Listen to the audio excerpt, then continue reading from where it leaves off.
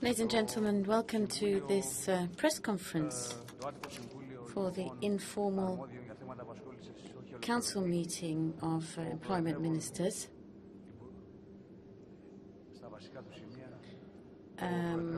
The Minister for Employment, Mr. Yannis Vroutsis, who is chairing the meeting, is going to inform you of the outcomes thus far, to be followed by the Commissioner who is responsible for employment, social affairs and integration, Mr. Laszlo Andor. And then we will take questions from the floor. Mr. Minister, you have the floor. Ladies and gentlemen, I'm very happy to meet with you today to discuss the results thus far of the Informal Employment and Social Policy Council, EPSCO. The meeting is taking place at a crucial political watershed, not only for Greece, but in fact for the whole of Europe, with an agenda which is of crucial importance, I think which we all agree with. Thanks to the sacrifices made by European citizens, thanks to the determined implementation of reforms, we are gradually distancing ourselves from this crisis. I'm particularly happy because this meeting is taking place at a time when the Greek economy and Greek society, following very tough and painful processes, have managed to achieve their basic objectives by and also overturning the rather negative forecasts and timetables. And I believe that the whole of Europe at the same time is back on a growth path, the recovery path. We all aim at laying solid foundations for recovery now that we are seeing the turnaround in our economy.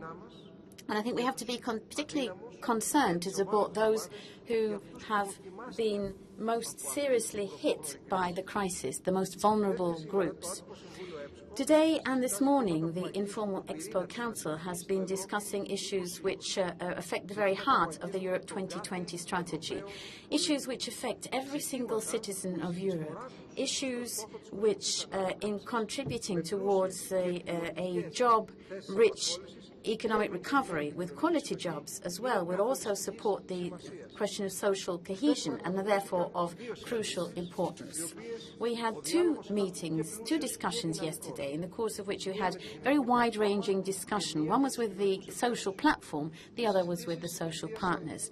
Our discussion focused on the role of minimum income systems in economic recovery and on reforms to the labour market, focusing on job-rich recovery. Today, in the plenary session this morning, I informed the ministers of the results of those two discussions I've just mentioned. Then, this morning, we had two parallel workshops. The overall title was Employment and the Social Dimension of the Europe 2020 Strategy, Lessons Learned and Future Orientations. The subtitles, the titles of the workshops were the following. For Workshop 1, it was Labour Market Reforms in the Way to Job-Rich Recovery, Combating Long-Term Unemployment and Facilitating the Transition to Employment, the Role of Wage Setting and Reform of Employment Protection Legislation. And Workshop 2 was Economic Recovery and Social Policies, the role of minimum income schemes. The Italian Minister for Labour and Social Issues, Mr. Giuliano Poletti, who, as you will be aware, will be in the presidency following Greece. He was chairing Workshop 1, and I personally was chairing Workshop 2. The issue of the minimum guaranteed income is of crucial importance, particularly at a time of economic recovery. That was recognized by all of the ministers from all member states.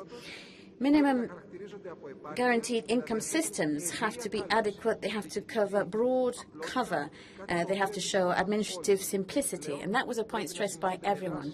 At the same time, they also have to be coordinated with activation measures, the correct training and provision of services, because these systems are they constitute a social shield, but at the same time, we can't forget the fact that the minimum guaranteed income is only a temporary measure. The fundamental objective of our policies has to be ensure that people get back onto the labour market. The aim is for beneficiaries not to become entrapped in these schemes, but rather for them to become reintegrated, as I said, on the labour market. To date, Greece did not have a minimum guaranteed income system, but we have for the first time now established that.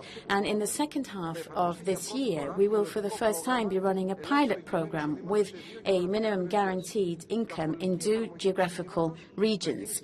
Full rollout of the system will take place in 2015. We have to continue to work down the path towards reform. We have to react against the possible reform fatigue. We have to support what's happening from the labour market, and we have to prepare our markets for future challenges. And reforms have to strike a balance between dynamism and operationality of our labour markets and also the quality of jobs. That means that we have to work together with the social partners and get them more actively involved in a responsible, and I stress responsible, social dialogue, because this will help us to deepen the social dimension of the economic and monetary union. As I've already told you, the work of the Council has not been concluded as yet, but I'm very happy so far. The Employment Council is taking place within an excellent, constructive environment. And in the afternoon, our ministers will be having an exchange of views, experience and good practices on the question of undeclared work. The title of this is Towards Quality Jobs, Measures to Prevent Undeclared Work. Addressing undeclared work is of crucial importance as we move towards a competitive Europe with quality jobs and enhanced social cohesion so that we can achieve the objectives of Europe 2020. Undeclared labour is a priority for Greece and indeed for the Hellenic Presidency, and also a basic priority of the Minister of Labour, as you all know, in Greece. We have taken various steps in Greece, both to prevent and also to suppress this phenomenon, and for the first time we are starting to see very specific, visible, quantifiable results. We have managed to significantly reduce the cost of company compliance. That's for the first time in decades. We have created the information system ERGANI, which is an innovative and a reliable system. It's unprecedented, really, which records in real time the flows for paid work throughout the country.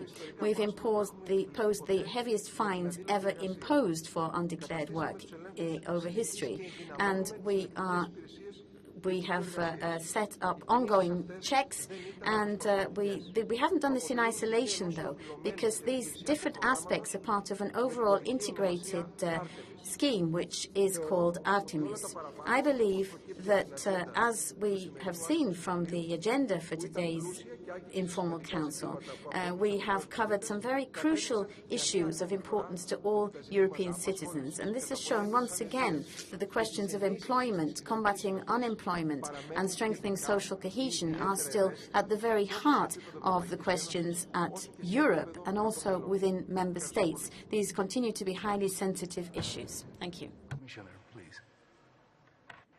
Thank you much. Dear Minister, ladies and gentlemen, I believe there is now a shared view across the member states that Europe is in a phase of an economic recovery. However, this recovery at this stage is very fragile and very uneven. And the impact of this crisis on the level of unemployment and social conditions is highly visible. It's very painful in a number of member states. That's why we have to remain focused in addressing the consequences of the crisis and especially combating youth unemployment and long-term unemployment. These have been subjects of the Council discussions.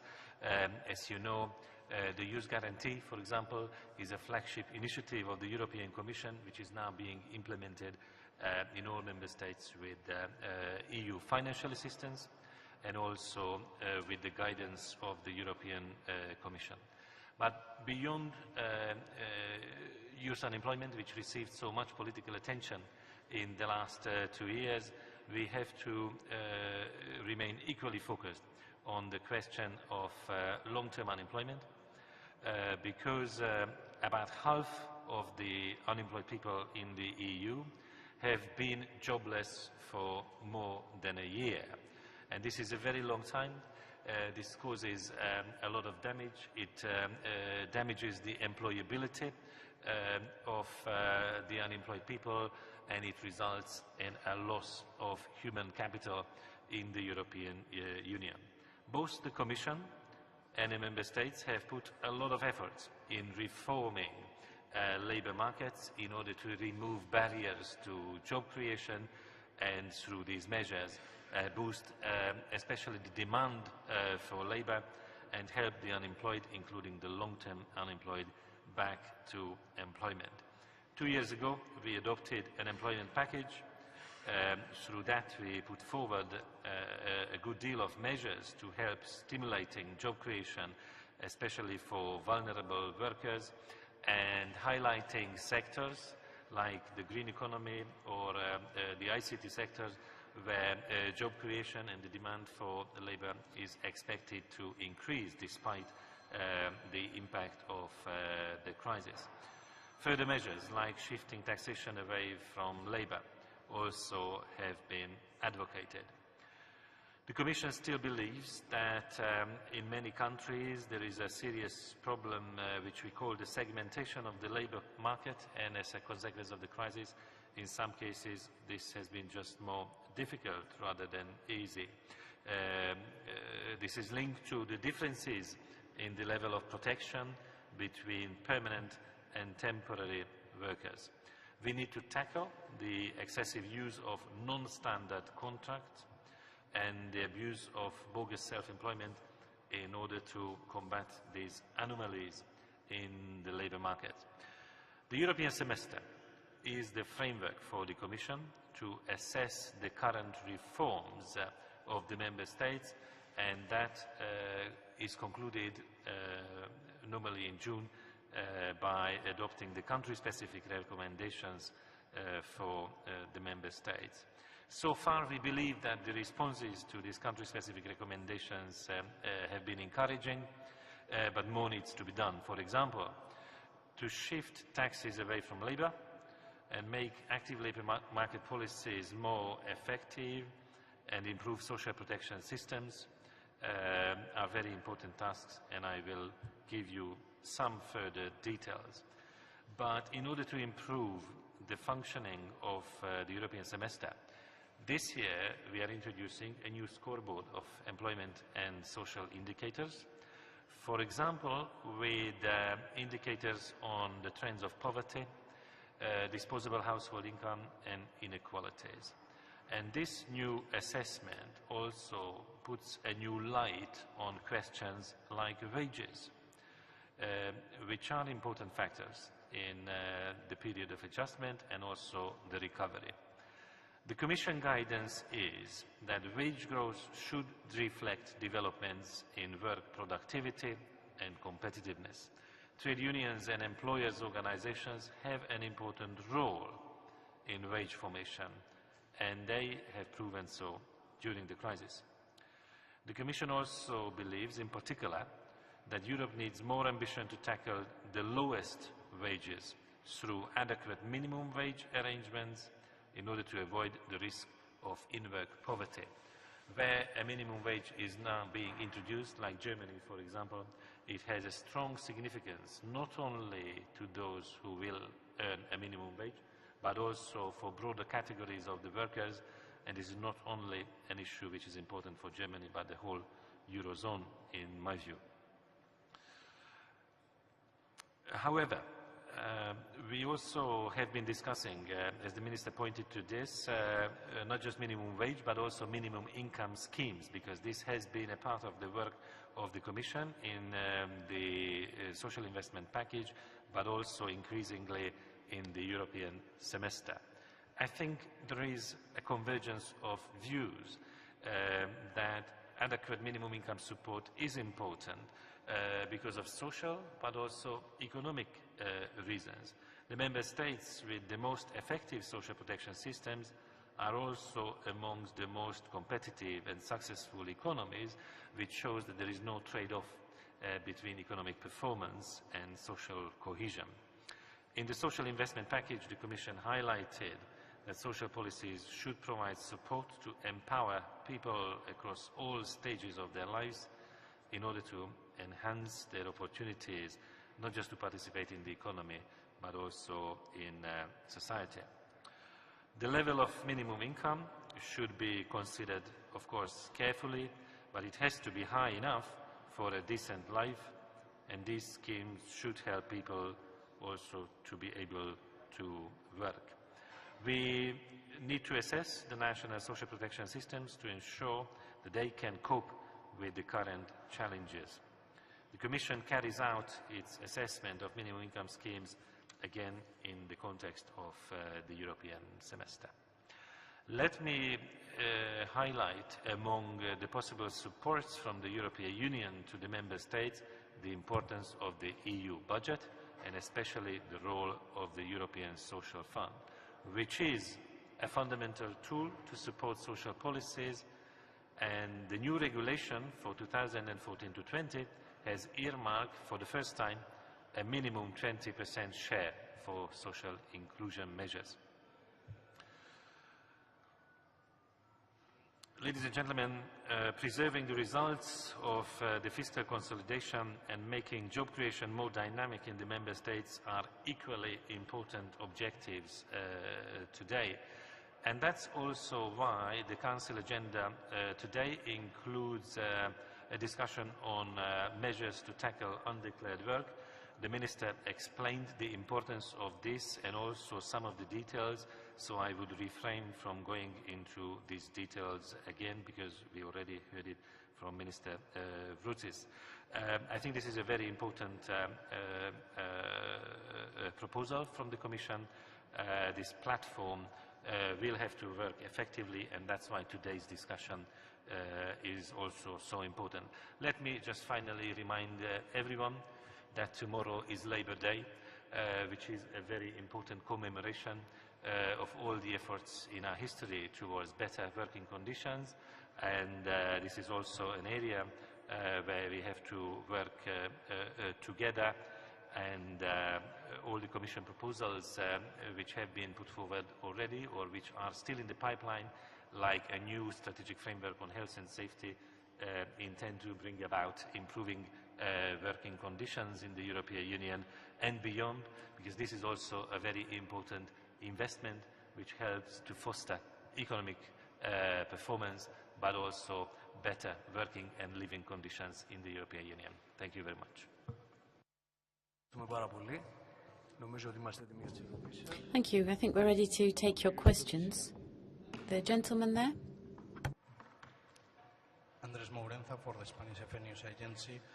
To the Commissioner, Andor, you have said a very interesting thing about the social protection in some states, that at the same time they are the most competitive states in the European Union. Probably, I think you are referring to the Scandinavians and the North. But does this mean that the European Commission has different views than for example, the Troika that has been applying a social dismantling, a policy of dismantling social services in the bailout countries as Greece, Portugal, or even in Spain, or that there is a shift in the opinion of the Commission in this regard? Well, it was the Commission as such which together adopted the social investment package, which indeed highlights the importance of social investment and helps to shift the approach within the national welfare systems towards more proactive and forward-looking social investment as opposed to social protection, which is a way to remedy a damage, a social damage, when it's already been emerging. The point is to avoid a misconception that this crisis would be a result of excessive welfare spending in the European Union, when in reality this is a consequence of the malfunctioning of the financial sector and the weaknesses of the monetary union. The Commission also put forward a complete blueprint to reconstruct the EMU. We also put forward a communication in order to strengthen the social dimension of the EMU, and the Commission is fully behind and completely united behind these initiatives.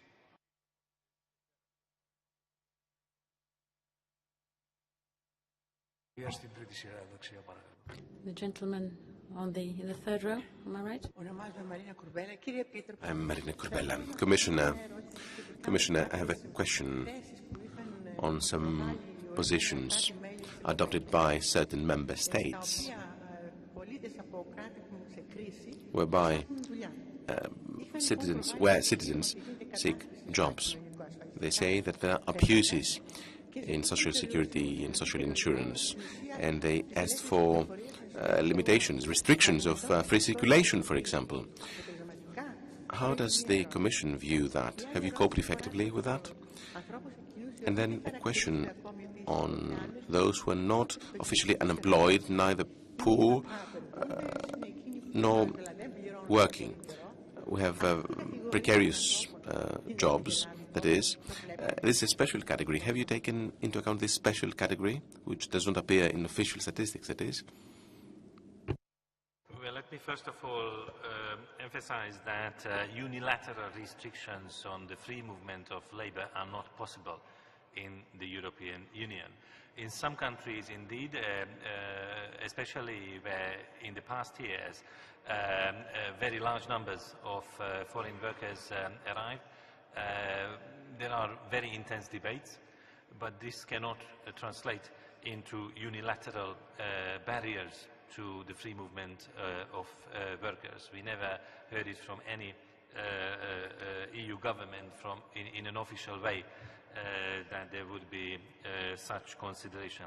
There is at the same time a concern in some countries about the access of EU workers to the welfare systems, social benefits of the member states, where it is important to ensure that there is no discrimination and the rules of social security coordination are applied well. The Commission in the last few months provided some further assistance to determine specific cases, for example by providing guidance on the application of the habitual residence test, and we believe that the case-by-case application of these rules is possible, and if there is any further need to discuss with the Member States, we remain available.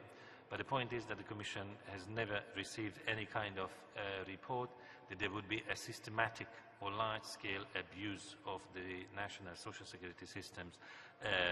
But we very closely monitor these debates and especially the situation on the ground. In terms of the quality of employment, yesterday, but also today, there has been a discussion with the social partners, but also among the ministers. We are aware of the damage that has been done.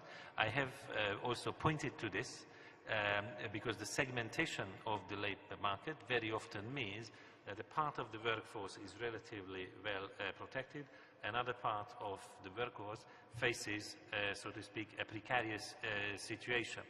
It's partly linked to atypical forms of employment, but the atypical forms of employment in general should not be rejected, because in some cases it gives options to the employees, it gives options to the employers.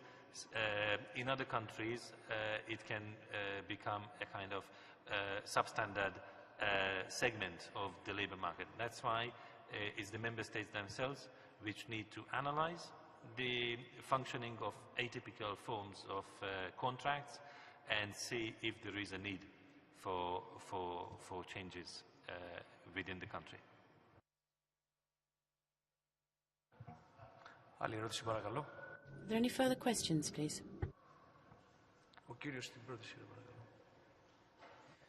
Thank you. Commissioner, you mentioned earlier that a minimum income should be high enough for a decent life. So I wanted to ask you to tell us your opinion of what a decent life constitutes in the EU today. And to elaborate a bit further, the example of Greece today. A couple of years ago, we introduced a new minimum wage of under 600 euros.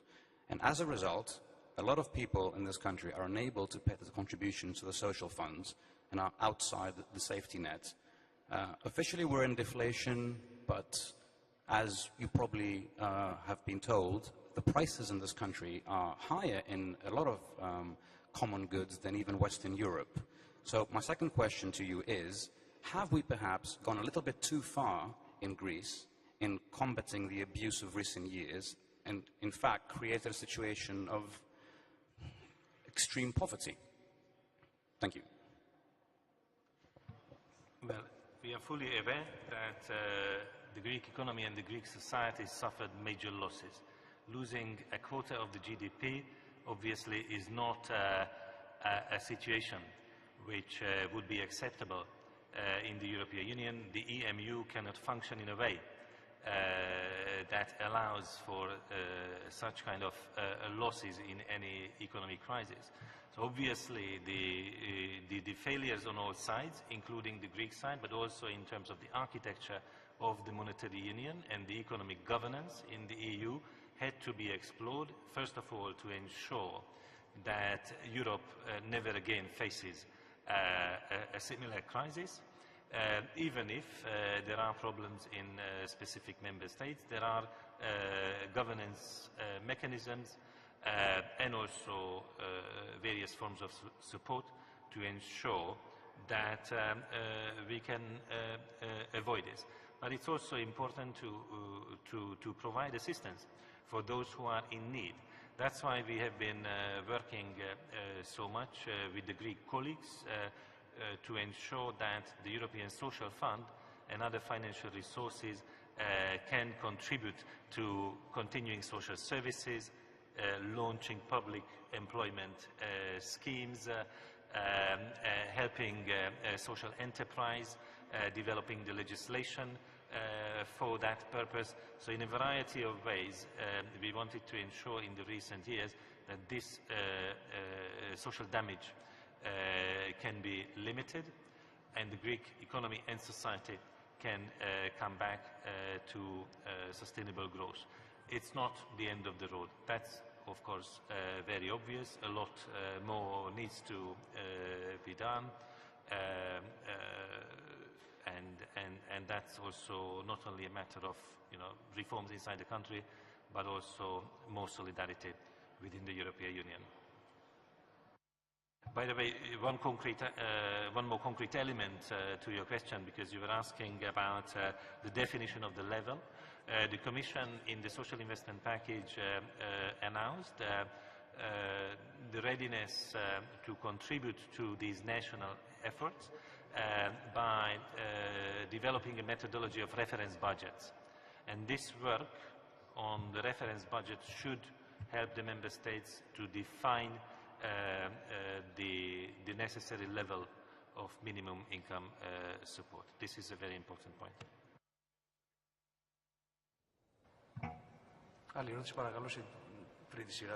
In the third row for the next question, the lady.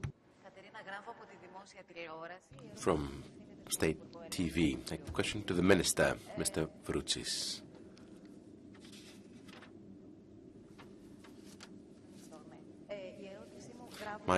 Gravo Katerina from State TV. A question for the Minister, Mr. Vroutsis. Minister, the prospects of growth in our country is visible.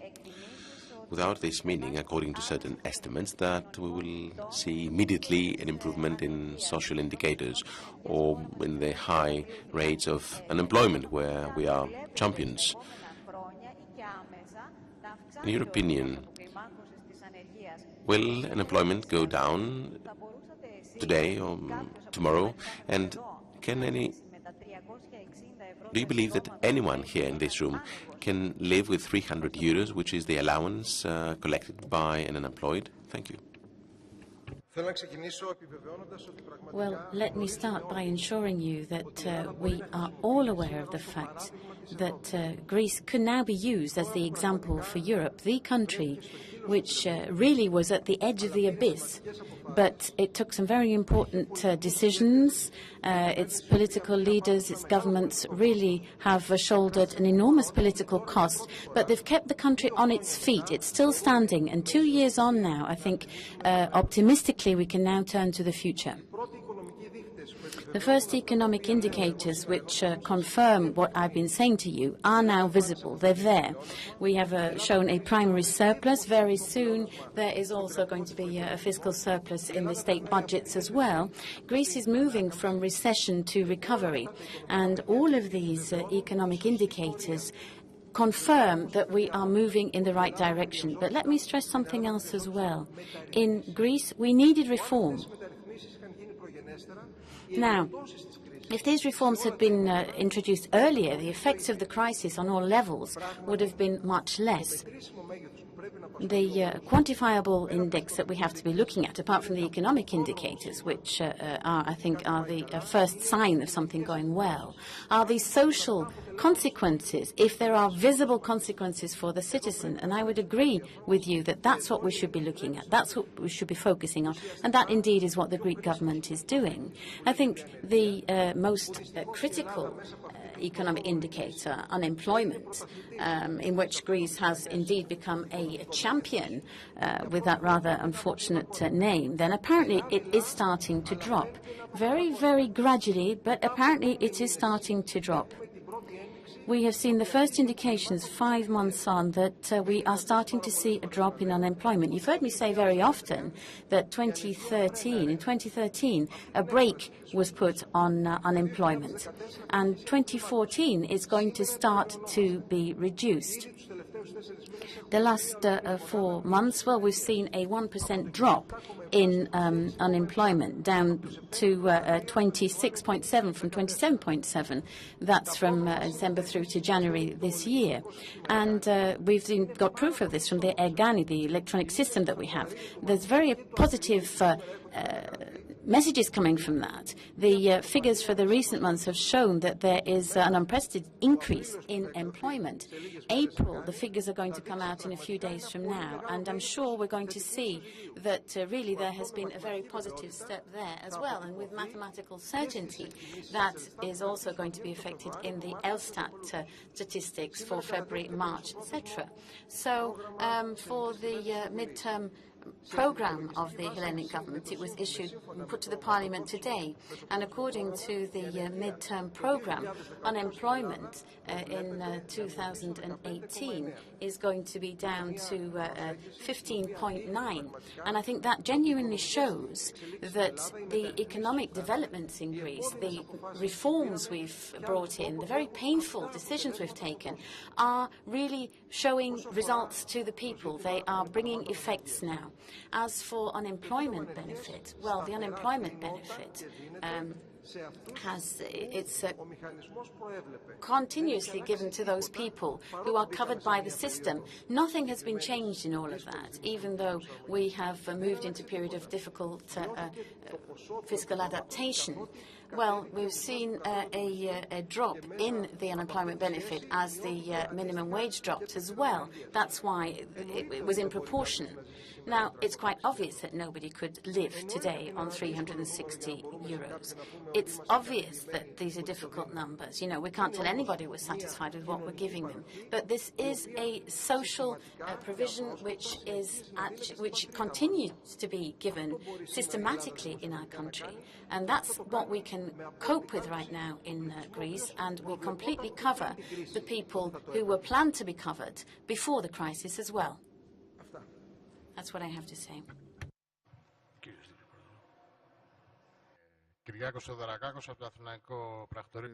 From Athens Press Agency for the Minister. Is there a chance, Minister, that in the short term we can reduce further pensions? I read in the press that we will further reduce pensions in Greece? Thank you. Well, allow me to complete your question with the question if wages and pensions are further reduced. I mean, these are questions which are constantly asked, and rightly so, because clearly that's the most sensitive aspect that affects the whole of Greek society. And we are constantly hearing about this through the media. Well, we've had wage adaptation in Greece, as you're aware. Let me start with that. You'll also be aware of the fact that we had a major reform in Greece in the way in which we assessed the minimum wage. That started back in 2007. And let me start by saying once again that by 2016, I don't think it's likely that there are going to be any changes with the minimum wage in Greece. It's going to remain stable. Journalists are aware of this fact, that we've seen the first increases in salaries now, because the minimum wage is the lowest safety net for all workers. And gradually, we are seeing sectoral agreements arising where certain people have, for the first time since the crisis, started to give increases to their workers. One of the measures that we have taken on the pension funds as well have also covered the fact that for all workers in Greece, that there will be an increase of 1% of their wage starting as of July. And that shows that things are gradually improving. And, well, we've established this position. It's not going to be undermined at all. On the pension system, let me repeat once again, and I'll repeat as often as I have to. We have taken some very bold steps, and we have supported the pension system in Greece. So for the first time since it was set up, we had an exceptional system in Greece. It had its own rules, and it remained that way for years. There were exceptions across the rule, and that meant that there were certain aspects of it which were illegal, unacceptable types of workers who got fake pensions, if you like. They weren't proper pensions, really, but the insurance system in our country was bleeding to death for many other reasons as well, which gradually we have addressed. And I think we can say now that on the 1st of June 2013, it was electronically recorded here in Greece. We established the pension system in Greece electronically as of then. And in terms of the information and the checks which are implemented, we have now one of the best systems in Greece. You know, there is not one single pension that is now illegal. I think that we have overcome that illegal nature, and we have broken the cycle which was poisoning what was happening in Greece for many years as well. And we saved hundreds, thousands of euros for workers and also for pensioners as well. These two adaptations which have been introduced, the flat payment which happened on the 1st of January 2014, and the pensions, they're fair and they are honest, because through these reforms we've ensured two things. Firstly, that there will be a one-off payment and the supplementary pension for all Greeks, for future generations as well, young Greeks who are now starting to get into the productive process. And that was not a definite until very recently. If we hadn't taken these steps, it wouldn't have been the case. And we're not going to see deficits either. In other words, Greece has two modern insurance funds now, which are fully supported. We've got the supplementary system, the one-off payment as well. They're not going to be undermined. They're not going to be threatened in terms of the provision of these pensions and the one-off payments when they happen. As for the main pensions, we have improved the system. I mentioned beforehand about strengthening the legality of the system, but also for the paying capacity of the insurance systems as well. We've made major adaptations and reforms there as well. We've sorted out the whole system electronically. We've ensured the income into the funds, and everything now shows that there is no further need to reduce pensions. As I say, there's not going to be a drop in the main pensions. They're going to remain as they stand right now. Thank you. Panagopoulou from Star Channel. Question for the Minister. You said a fragmented system full of exemptions in the social security, etc. It still applies, I'm afraid. And then you said there will be no changes in wages for the underage. Well, in the state of the economy, is it logical that some get their pensions at the age of 50 or 55? And is this possible in other countries, in other EU countries, Mr. Commissioner, so for someone to get a pension at the age of 55? The insurance system in our country is still segmented. Yes, we've strengthened it, and we have full control about the pensions which are granted, but it's still segmented in the sense that on the 1st of June, I'm repeating this date again, the 1st of June 2013, when the EU system came in for the first time. And the first time in Greece, we learnt the exact number of our pensioners. I mean, we didn't know that before that date. And we were working for 7 months. And we were very, very well organized. We had a plan, we progressed, and we worked very hard on this and achieved it. There are 92 sectors for insurance, covering about 60 sectors in the country. But that's not, I don't think that's something which should exist within the insurance system. It's not a healthy situation. But we are working on that on a daily basis. It's a pending issue as far as we're concerned, and we have to make a headway on this. It's the first step of the Ministry of Labour to merge some of the funds as well, so that we can overcome the illogical situation with the segmentation, so that we can facilitate, simplify procedures, we can break down the bureaucracy on this, and it's going to be the citizen who gains the most benefit from this. I think you're also well aware of the fact that we've established the Atlas system in Greece as well, and that is a really pioneering system that covers the workers in the countries, all of our citizens, after what we've done with the pensions as well. And I think this is of great benefit to the citizens. You know, they used to stand in queues for decades, but we've got rid of now what they had to do to go and get their books stamped. And at the end of this year, for the first time, Greeks are going to see their own insurance system in their own computers. I mean, this is a genuine revolution, if you like. No one would have believed a few years ago that Greece would be able to have such a pioneering system in this very sensitive ministry, as is the Ministry of Labour, which was rather backward, I have to say. Not only have we moved into a new age, but with the introduction of this new system, you know, we are one of the leading ministries of labour now in Europe. Well, yes, you were talking about these age limits, and we have raised the pensionable age to 67 now. That's not been changed, but there are exceptions, of course. But we have a law from 2010 as well, and the number of years worked which apply as well. So all of these exceptions which existed in the past are gradually going to disappear. I can assure you the fact that there's not going to be any kind of violent adaptation. No one is going to be upset from the present situation of pensions as we have them. It's going to be a transition, and it's going to work within the established legislation. Very gradually, year on year, this entire system is going to become highly sustainable. Just briefly, because there was a part of the question about the general patterns of early retirement. There have been various practices in practically all countries which we call early retirement. In a white paper on pensions, we recommended the member states to phase out as much as possible these early retirement practices and use these reforms also to increase the employment rate among the older workers.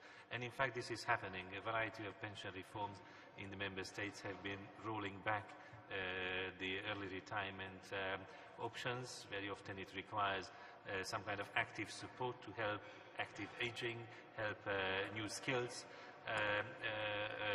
for people who need to work longer than what was perhaps expected before.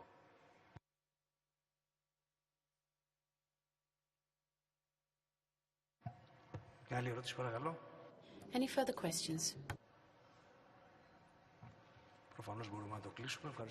In that case, we conclude the press conference. Thank you very much indeed.